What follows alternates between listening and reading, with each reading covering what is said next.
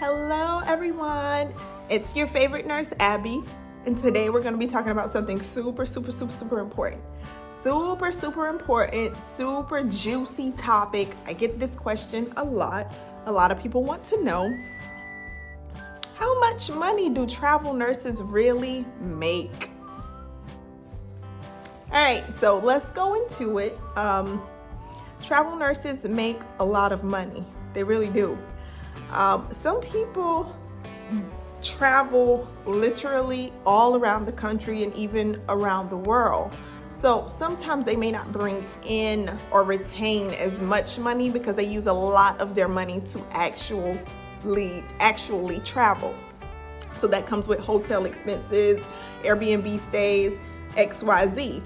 That can really add up. However, if you are becoming a travel nurse so that you can maximize the amount of money that you are making and maximize the amount of take-home income that you have, this is how you're going to do it. And this is how you're going to make more money than a nurse practitioner with just, yes, your ADN or your BSN. No extra degrees required, okay?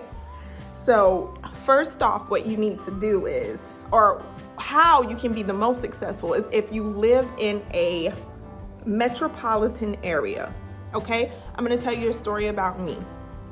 When I started off being a travel nurse, I had 4 years of nursing experience, okay?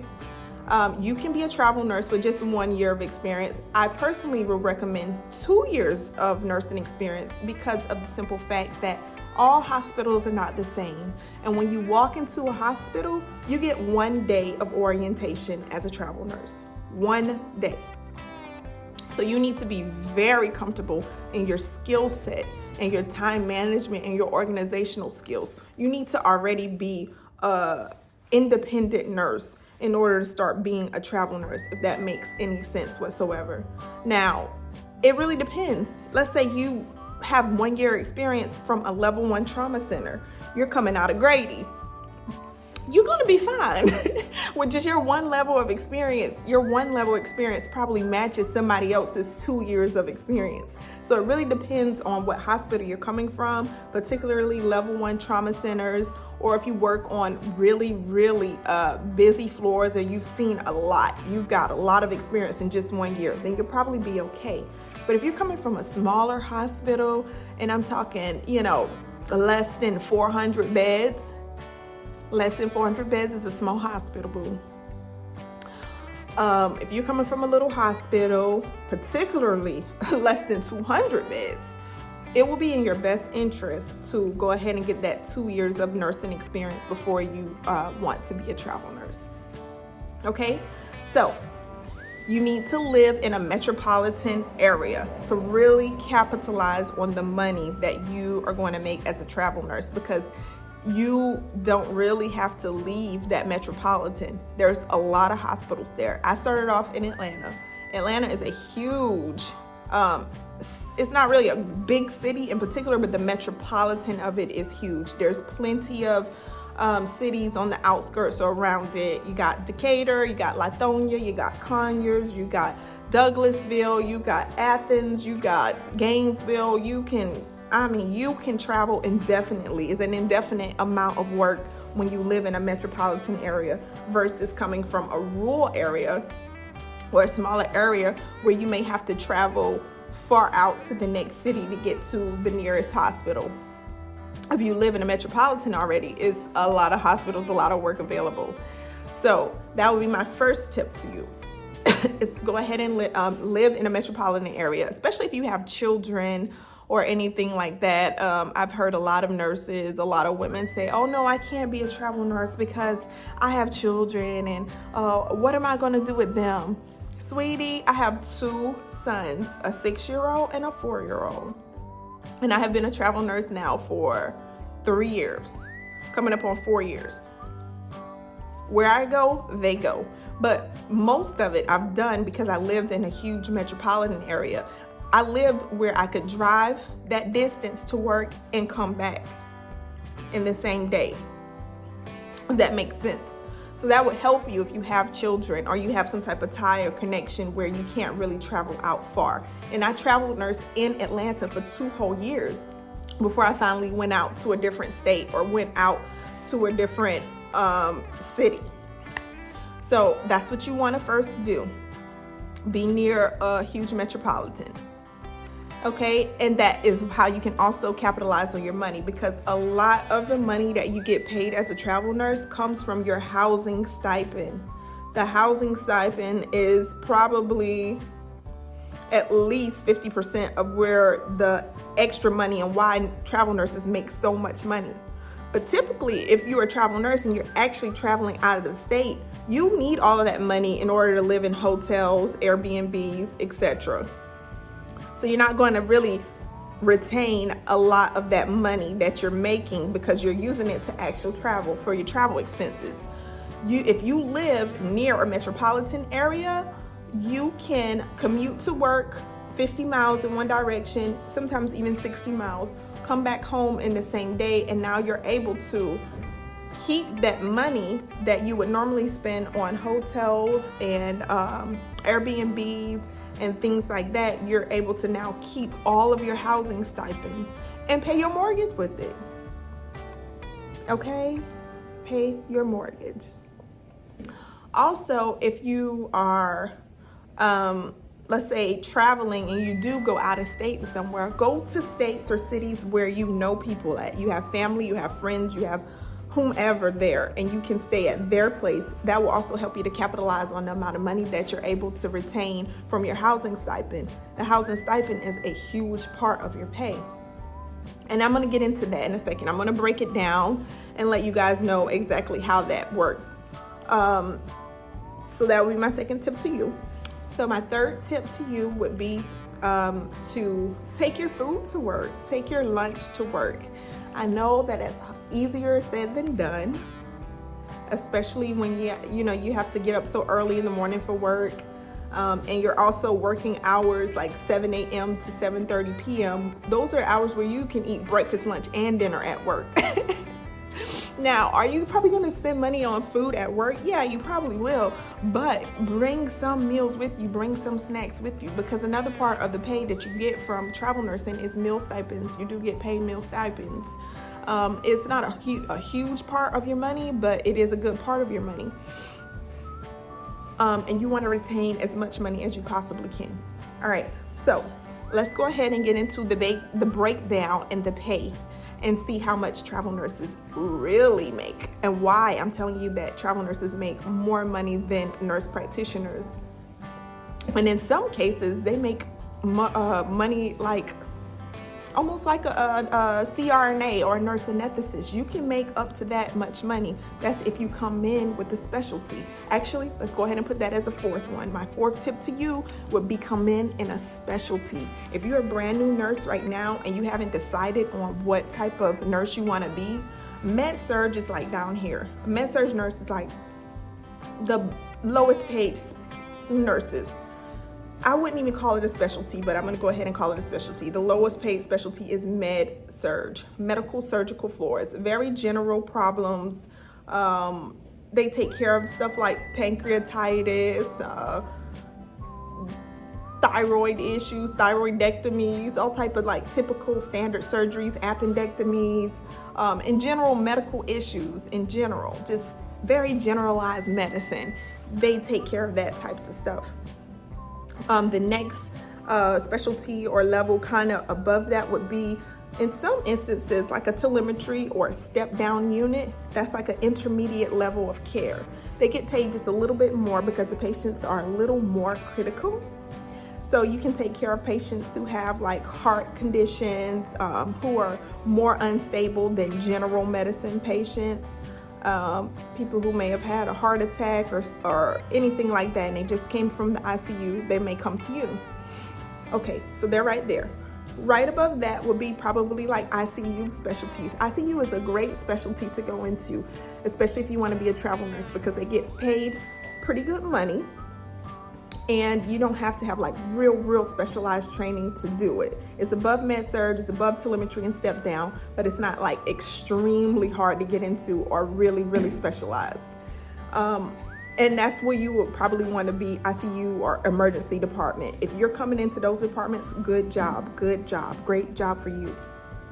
Okay, above that though, if you can get above that, typically these are nurses who have more than 1 or 2 years of experience. Nobody's gonna hire you fresh off into the areas that I'm getting ready to talk to you about, where you're gonna really bank and you're gonna make doctor money almost as a travel nurse. You want to be in an OR. Typically the OR requires a little bit of they do take new grads. I've seen some new grad programs. I can't lie. I've seen some new grad programs that are taking new grads into the OR. But typically that used to not be the case years ago when I was first coming out of nursing school. So OR specialty is bank, labor and delivery, bank. Great specialties to go into if you're planning on being a travel nurse and you really want to maximize your money. Now, even above those specialties, I'm gonna tell you right now how you get the bag, sis. Okay? You want to work in the cath lab, and even better than cath lab, you want to work in electrophysiology. Now, I worked electrophysiology. I love that. That is my specialty. I'm not currently working in it, but I will plan on getting back into it. I love EP. EP is one of those specialties that you're like a unicorn. You're not going to find nurses that do that job. So that's why the specialty pay for it is extremely high. Okay, and we're going to get into the numbers, and I'm going to let you know how much EP nurses make as travelers, how much med-surg nurses make as travelers, ICU nurses, etc. Okay, so like I said, the lowest pay would be med-surg nurses, and I would say even then, a med-surg contract, depending on the facility, how small and how rural or what city, XYZ, a med-surg nurse at the minimum for travel, and this is like extremely low, $1,200 a week. Okay, $1,200 a week. That's very low. On average, I would say $1,400 a week is how much a med-surg travel nurse will make. Okay, if you are a telemetry step-down unit nurse or intermediate level care nurse, the typical pay is $1,600. My last contract that I did as a step-down nurse was $1,800, and that's a week, guys. Okay. Specialties such as the ER and ICU, OR nurses are making about $1,900 a week. Cath lab nurses on average are making about $2,100, $2,200 a week. And the most that I've been offered for an EP position was $2,600 a week, but I would say on average, that specialty pays between $2,400 and $2,400 per week.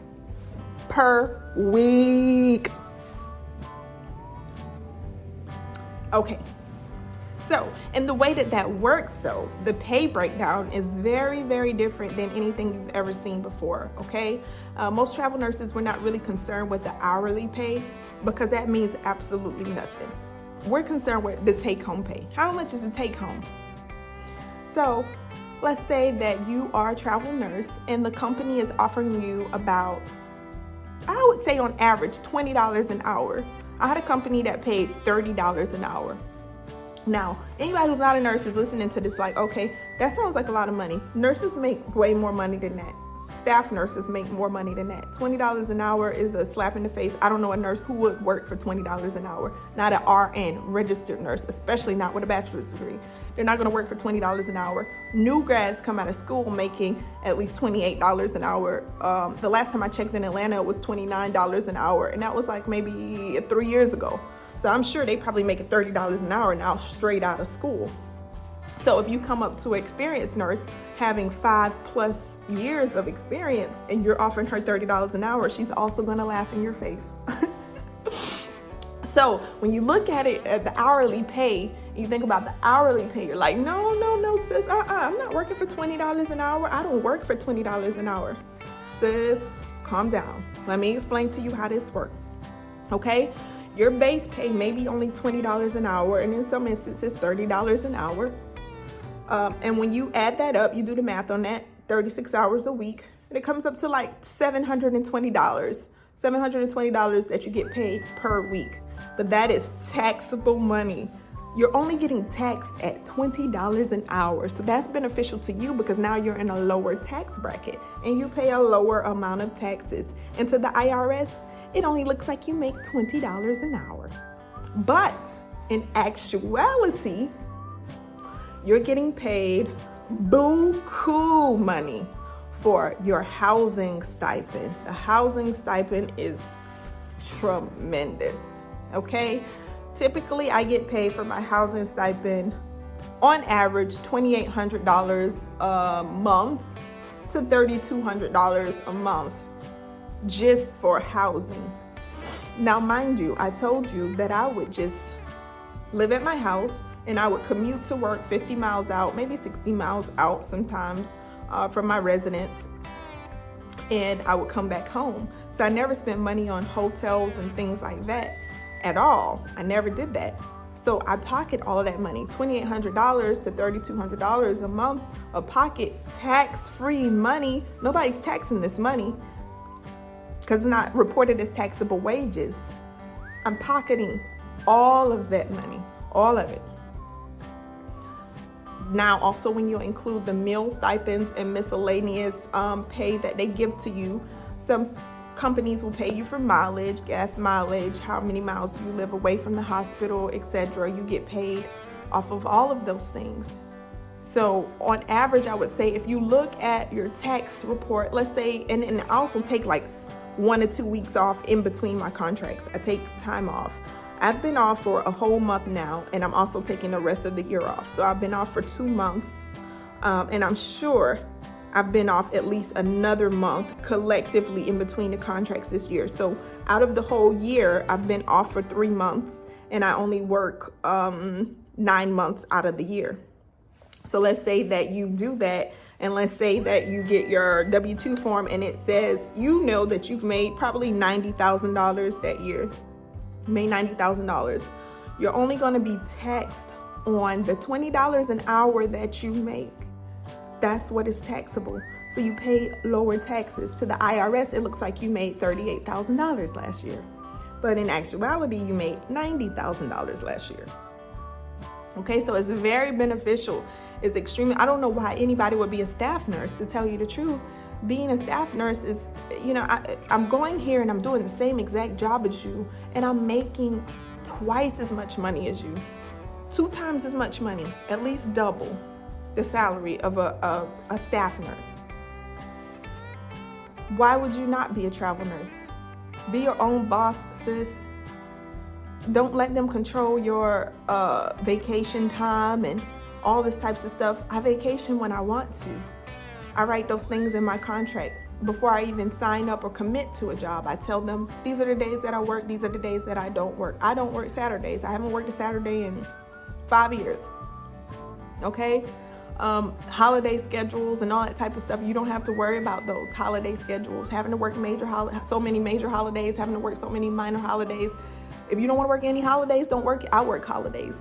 But if you don't want to work any holidays, write it in your contract before you even commit to coming to them, and tell them, no, I cannot work on Christmas. I'm not going to work Christmas. And I guarantee you, 9 times out of 10, you're going to get it. They will make their staff nurses work it before they make the traveler work it. Also, they don't want to pay you overtime. You still get paid overtime. You can get time and a half. You can get holiday pay. You can get all of that stuff if you would like to. I only work 3 days a week. I'm a travel nurse because I only want to work 3 days a week. When I was a staff nurse, I would have to work 4 and 5 days a week, work overtime to make, do extra stuff that I want to do. A vacation coming up, I have to work overtime. I don't have to work overtime. And if I work overtime, that's because it was a serious, dire need. It was something that I really needed or I wanted extra. Okay, so my quality of life has been greatly improved. I get to be home with my children, with my family. I only work the 3 days a week, and I have the financial freedom that I need. I have the flexibility in my schedule that I need to be with my children, to be with my husband, or whatever I want to do. So I hope that you guys like this video. If there's anything whatsoever that you want to know about travel nursing or that I didn't go into a great detail or discussion about, Please drop a comment below. Let me know anything that you want me to talk about, because I don't have a problem explaining anything. Don't forget to like and subscribe to the Nurses Blog. And thank you so much for tuning in.